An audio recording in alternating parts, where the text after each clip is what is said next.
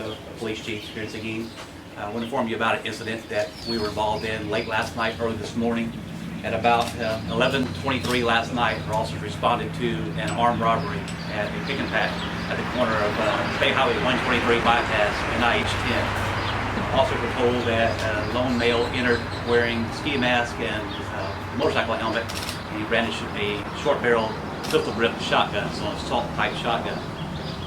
The personnel, the store clerks there on scene, kind of barricaded themselves in an office, and the suspect was walking around inside, and another patron walked in. The suspect got on his motorcycle.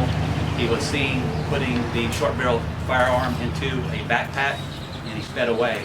Officers, along with the assistance of the Texas Department of Public Safety, gave pursuit of the suspect. The pursuit lasted about 17 minutes and ended up in Kingsbury, Texas, on Highway 90, just west of Corner Market Road 1104.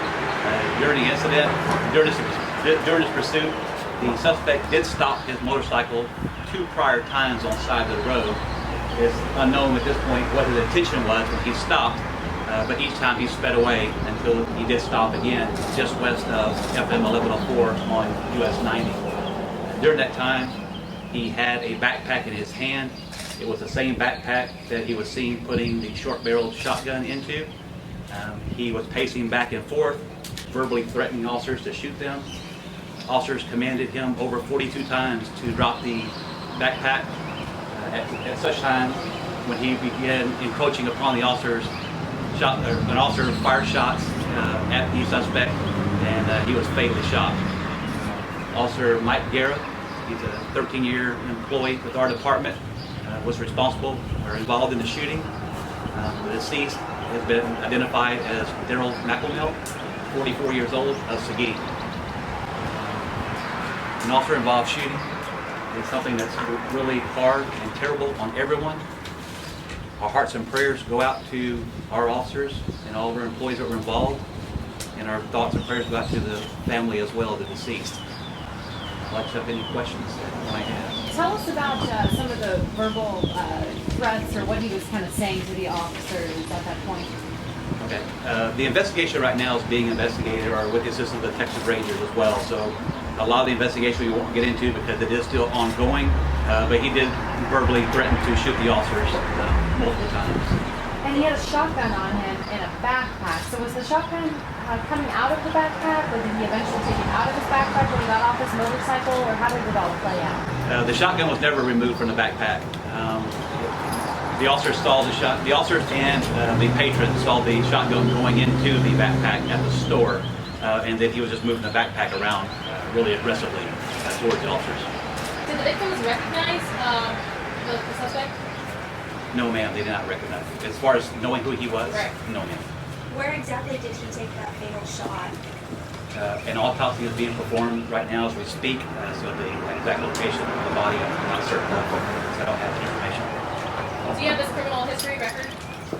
He does have an extensive criminal history, which involves both armed robbery, fleeing from police officers, resisting arrest, so he does have a criminal history.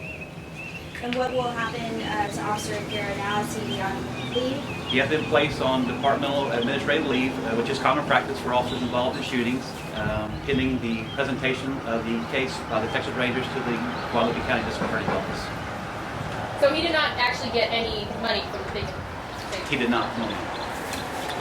Tell us about the officer. Is he on administrative leave, and how long has he been with the department, and some background on him? Yes, ma'am. He is a 13-year employee with the Seguin Police Department, and currently he is on administrative leave pending the investigation. When was the last time Seguin had an officer involved shooting? The last time that we had a shooting was in 2007. As far as the in-car camera, how much of that captures what is happening start to finish, Chief? Well, there's quite a bit. Understand, our department was involved in pursuit, Texas Highway Patrol was involved in pursuit, and Guadalupe County Sheriff's Office was involved in pursuit. So there are many cars that had cameras at differing angles, so we're still going through the evidence. As you can well imagine, it's a lot of video, and it's really early on still in the investigation, but we do have quite a bit of video. Does it capture the end of the scene completely? It does. And I assume that video is what gave you the evidence that the officer told him 42 times to drop his weapon? Yes, ma'am, absolutely. Listening to the audio on the video, yes, Tell ma'am. us about the officer, and it seems like he did use some restraint, 42 commands to drop the backpack. Our officers are trained in these situations, and we are trained to act accordingly and to use the minimum amount of force that we can possibly use. And unfortunately, in this case, the officers were threatened with deadly force, and this was the result. So the officer spotted him putting the shotgun back in his backpack at the store.